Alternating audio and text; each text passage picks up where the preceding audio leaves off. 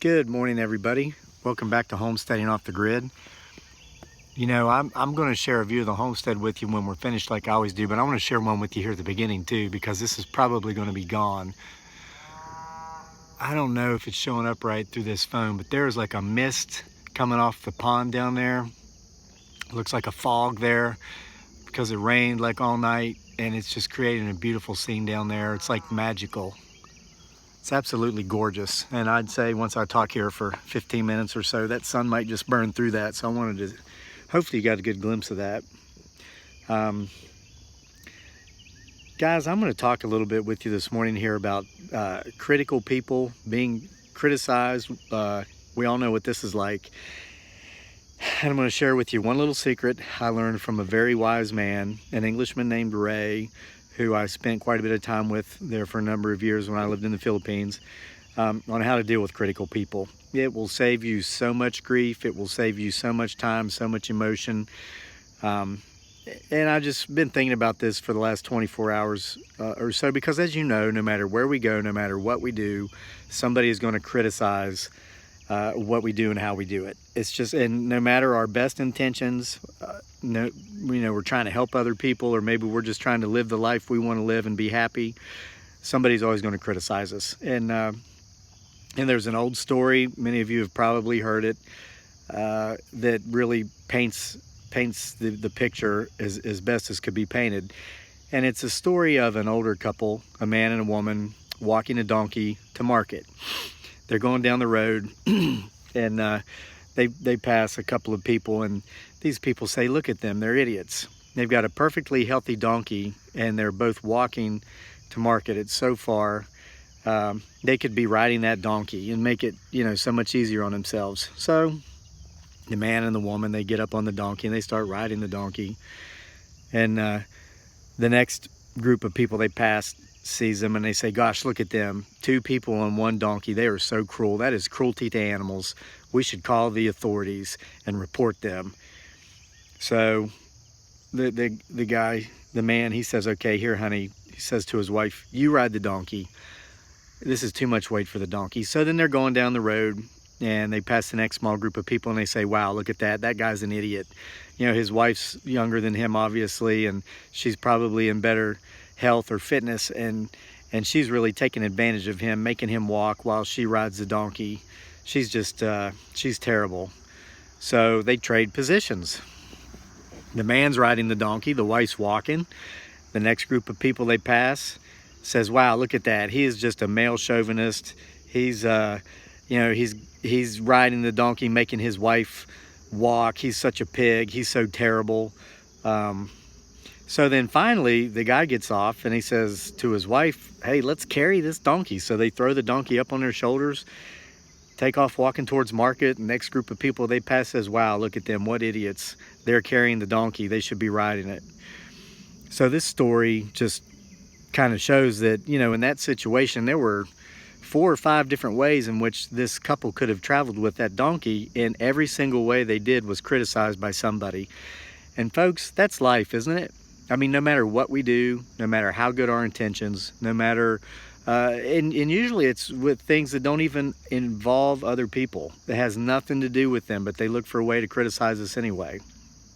Well, I'm going to share with you a technique I learned many years ago that when I'm thinking about it, I can implement in my life when criticism comes about. If it's in person, if it's like criticism online and stuff, I just ignore it and keep going, because I'm not going to waste my time. I value my time, and I've talked about this with you before, and I've said it before. We all have the same 24 hours in a day. What's different between people is how we choose to spend that 24 hours. And if you look at people who are successful, people who are not successful, people who are where they want to be in life, which is what I consider successful, whether if it's out on a tiny little homestead, not really having achieved any noteworthy accomplishments, but being with your family and being happy and doing what you want to do, I consider that the greatest success of all. But it takes work to get there. And if you look at folks who are there versus folks who aren't quite there yet, a lot of times you can look at how they choose to spend those 24 hours in their day, and therein lies the answer as to why those people are where they are. Now, sometimes I'm around people physically and in person who are critical, and that's where this technique comes into play. This technique, if you think about a lion tamer, he controls that lion with the whip. So think about the whip. He's getting ready to crack the whip, and at its highest point of its arc, it forms the shape of a question mark. So if you can view questions as a way to control a conversation like a lion tamer would a whip, you can very easily and very simply deal with critical people when you have to be around them until you're at a point to where you can excuse yourself from them or not have to be around them anymore. Here's how it works. For instance, we planted a bunch of Leland cypress trees on the front row of our property here that borders the road. We put 8 rows of trees on one field, and then down on the other field we have 2 rows, all Leland cypresses. Somebody actually recommended we plant Leland cypresses. This person thought they made great trees for a privacy hedge because they grow fast. They grow 3 to 5 feet per year once they've taken root. They're thick, they're bushy. So we took their advice and we went with Leland cypresses. Well, shortly after that, the next person that comes around says, "Oh my gosh, why did you plant Leland cypresses? They are susceptible to different types of blights and funguses and spider mites and all these things. Those are the worst trees you could plant." Well, you know, had we planted eastern red cedars there, this person probably would have said, "Oh my gosh, why did you plant eastern red cedars? You should have planted Leland cypresses." And you know, my point here is that critical people are simply critical people. It doesn't matter what you do, you can't please them. Like the example we just gave of the story with the couple and the donkey. No matter what you do, you're not going to be able to please critical people. It's not worth your time giving these people an answer. So you don't give them an answer. You simply ask them a question. So, example. Somebody comes along, they criticize our choice in trees on our front line. "You shouldn't have planted Leland cypresses there. That was terrible. Why would you do that?" Okay, number one, I don't owe anybody any sort of explanation for why I do the things I do that have absolutely nothing to do with anybody else, and neither do you. We don't have to explain why we live the way we do. Number two, instead of giving an explanation or justifying to this person why I chose Leland cypresses, the best thing I could say is, "You know, that's interesting. What would you have planted there?" Ask the question. Take the whip, pose a question to this person, and then what happens is you take control of the conversation. A lot of these critical people, they just like to hear themselves talk. And so then the person might go on about a different type of tree. They might say, "Well, I would have used eastern red cedars." Or they might go on and say, "Well, I would have used those Blaze autumn maples because they're so beautiful." But the focus is off of you and your choice in your life. Okay, it puts it back on them. I learned this technique from a guy named Ray, as I mentioned earlier. He was an Englishman, so of course he was fond of Winston Churchill, and he told me about how Winston Churchill did this. He was the master at this. He always answered a question with another question.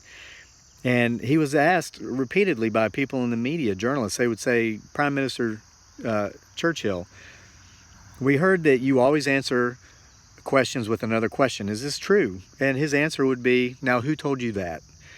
And that was tongue-in-cheek, but it was proving a point. But basically, Prime Minister Churchill didn't want to allow, and he didn't allow, petty people to waste any of his time, and especially burn up his emotional state of being. You know, guys, if we get twisted out of sorts, bent out of shape, especially early on in the day, it can make for a pretty nasty day. We can kind of stay in a bad mindset for the rest of the day. Now remember, we can start our days over anytime we choose, but sometimes that's difficult. So you've got somebody in your life who's critical. They criticize everything you do. You know, here's another example. When we were in the Philippines, the last 6 months we were there, we would often island hop and go on various vacations. So let's say we went to Bohol to see the Chocolate Hills. We get back to the airport in Manila. We were living in Makati City at the time, in Manila, just waiting for my wife's visa to be approved so we could come over here. So we had to stay close to the embassy because it could happen any day. So we get back from Bohol, get in the taxi. Taxi driver says, "Where did you go?" And I would say, "We went to Bohol." And the taxi driver would say, oh, you wasted your time, you wasted your money, you should have gone to Boracay. Boracay is the most beautiful place in the Philippines. Should have gone to Boracay. Okay, so we get a lecture the whole way back to Makati City about how we should have gone to Boracay. Well, next time we go to Boracay, get in the cab on the way back to our high-rise there in Makati City. Taxi driver says, where did you go? And we said, oh, we went to Boracay. Oh, you wasted your time, you wasted your money going to Boracay. You should have gone to Bohol and seen the Chocolate Hills and the Tarshir. Same thing. And so we go the third time, wherever, somewhere, maybe back down into Davao, for Christmas to see Dearly's family down there in, Davao City, which is in Mindanao. We get back, we get in the taxi. Taxi driver says, where did you go for Christmas? Where did you spend your Christmas vacation? You know what I said finally? I said, you know what? That's an interesting question that you would ask. I'm visiting your country. Of course, I've been there for 6 years, and I've been to more places in this country than this guy had been in his country. But I say to him, I'm visiting your country. I want to know, where is the best place I should go? That's what I want to know. Where would you recommend I would go?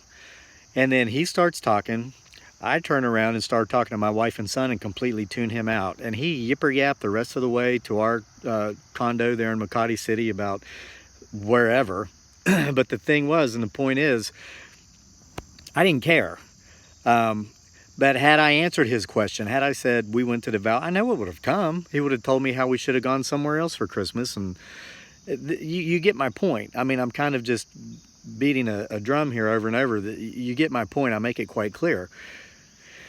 The important thing was not how I answered his question as far as the answer itself. The important thing was not allowing these guys, who mean nothing to me, to influence my emotions. And my friend Ray, when he explained this to me, he was filling out paperwork. And he said, he was buying a property or something. And he was filling out some paperwork. And he says, I want you to try to sell me a watering can for my roses. He said, I like to grow roses in the garden, and I need a special type of watering can. I have a lot of watering cans, or I have a lot of roses that are hard to get to because they're back in the back. Design a watering can for me. Tell me everything about this watering can. So I start going on and on about this watering can, how I would design it. I would make it a long sprout. And he's just filling out paperwork, and it looks like he's not even listening. But then when I would stop, he'd say, tell me more. That last point, expand on that. And then I'd start going on, and he'd start writing. So he finished his paperwork. He said, okay, let's go. Let's turn this in. I said, so what do you think of my watering can? And he says, what watering can? And I said, the watering can I just described. He goes, oh, yeah. He had forgotten what he was telling. He said, I didn't hear a word you said. And I was like, what do you mean you didn't hear a word I said? He said, because I didn't care. And I said, well, then why did you ask me to explain to you how I would design this perfect watering can for your roses that you love to grow so much? He says, I don't grow roses. He said, look, he said, you get the point. He says, my point was not the watering can, it was how to implement this technique. He said, the whole time you thought I actually cared about watering cans. He said, the whole time my concern was to fill out this paperwork so we could get this done and get it out of the way and go out and have a good time this afternoon. And I didn't take it personal. This was the best way in which he could have showed me this story. And he said, Kevin, critical people there are always going to be people who criticize what you do, the choices you make, the way you live, even the small, minute details of your daily life. They're not worth any emotional investment, so don't give it to them. He says when they come up, they ask you, why'd you do this way? Answer their question with a question. Say, you know, that's an interesting question. I'm curious. Why do you ask that question? Or, you know, that's an interesting point. When they say, well, I would have done it this way, you should have done it this way. Say, that's interesting. Why specifically would you have done it that way? And just let them ramble. And you don't even have to pay attention. This sounds kind of shallow and harsh, but I'm not talking about your wife, I'm not talking about your child, I'm talking about people that really in the grand scheme of things don't matter and don't have the right to negatively impact and affect your emotional state of being. I mean, guys, it works for me. I've done it throughout the years. And this is just something that was on my mind this morning because we're reading the comments and a lot of folks have talked about how they have people criticize them. And you know, how do you get to a point to where you can avoid criticism? Well, really you can't. I mean, if you interact with other people, it's hard to avoid, but you can get to a point to where you don't allow it to affect you. And something I've learned over the years from my friend Ray, and I mean, it was later in life when I finally learned this. I was in my late 30s by then. There goes my friends Debbie and Phil, ironically. They live up the road here, and this is the third video I think they've honk bombed or horn bombed. We went for our walk yesterday evening. You might have seen the video, and Phil and Debbie came by just as we were getting in the car, so they invited us up. We went up and spent about an hour at their house, and I used to work with Phil and Debbie there at the post office. They were a couple of rural carriers, and I've been gone from there for more than 2 weeks, and I haven't even talked to anybody since I left. But they let me know that a lot of the folks back there are watching these videos, so I want to say hello. And Phil and Debbie updated me on some changes that have taken place there. I guess within 48 hours of me leaving took place. You're welcome. Okay, well that's it for today, guys. So remember, somebody wants to criticize you, they want to question the way you're doing things, you do not owe them an explanation. And if they keep clanging and clanging like a gong, like the old Gong Show, I'm aging myself here, take control. Use that whip, put it in the form of a question mark. Ask them an open-ended question that they can't answer with either a yes or a no. Get them clamoring on, and they'll just go into an utter tailspin, and you don't have to worry about it, and you don't have to have any of your emotions turn negative because somebody's criticizing the way you're doing something or the way you're living your life that actually has nothing to do with them anyway. So I'm going to give you a beautiful parting shot of the homestead. Hopefully you'll be able to see some of those American golden finches that are down here on these sourwood trees. And as I said earlier, the fog is gone, so I'm glad I showed it to you earlier. Guys, please subscribe if you haven't, and please click that like button. Please share these videos so you can help our channel grow. We're at almost 50,000 fans as of right now. We want to hit 50,000 as quickly as we can, so give us a boost. And we'll see you next time here at Homesteading Off the Grid.